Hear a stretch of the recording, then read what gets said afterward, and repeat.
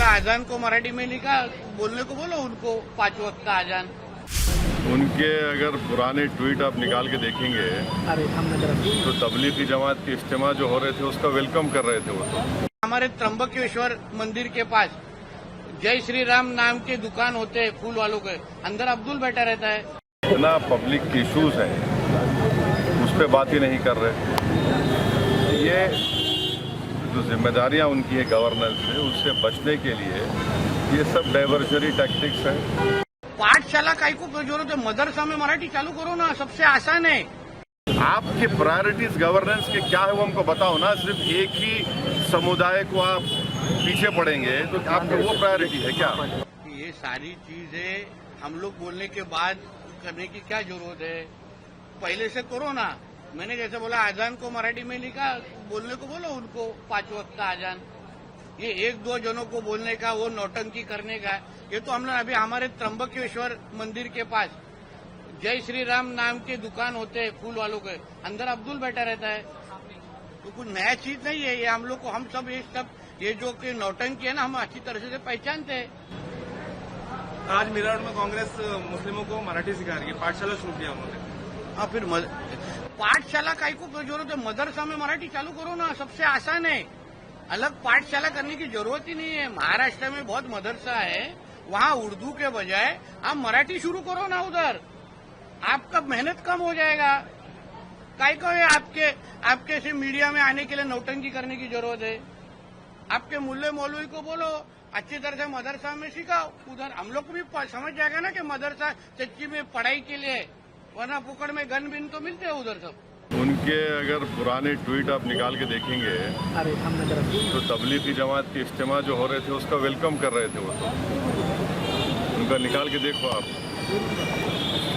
ऐसा। और सर इसके अलावा संजय केरड़कर ने एक बयान, संजय केरड़कर ने बयान दिए हैं आज, खुल्लाबाद का जो नाम है रत्नापुर रखना चाहिए ऐसा कहा है। देखिए महाराष्ट्र में किसान परेशान है, किसानों की खुदकुशी बंद नहीं हो रही है, रोजगार सरकार दे नहीं पा रही है, और वो जो लड़कियों की स्कीम थी, क्या नाम था उसका क्या हो रहा उसका पता नहीं। कुरैश बरादरी के लोग स्ट्राइक पर हैं क्योंकि गौरक्षक उन पर जुल्म कर रहे हैं और उनकी गाड़ियों को कॉन्फिस्केट किया जा रहा है, उनका लाइसेंस नहीं दिया जा रहा है, स्लॉटर हाउस नहीं खोला जा रहा है। इतना पब्लिक के इशूज हैं उस पर बात ही नहीं कर रहे।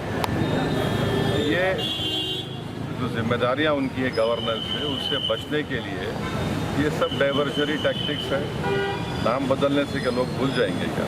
कश्मीर के गवर्नर ने बोला है कि सुरक्षा में, कश्मीर के गवर्नर ने बोला है कि सुरक्षा में चूक हुई थी पहलगाम मामले में, उन्होंने जिम्मेदारी स्वीकारी है। जिम्मेदारी स्वीकारी है तो उनको अपना इस्तीफा देना चाहिए। भाई 26 हमारे भारत के नागरिक को मजहब उनका पूछ कर, क्योंकि उनका ताल्लुक हिंदू धर्म से था, उनको सर पे गोली मारी गई उनके परिवार के सामने।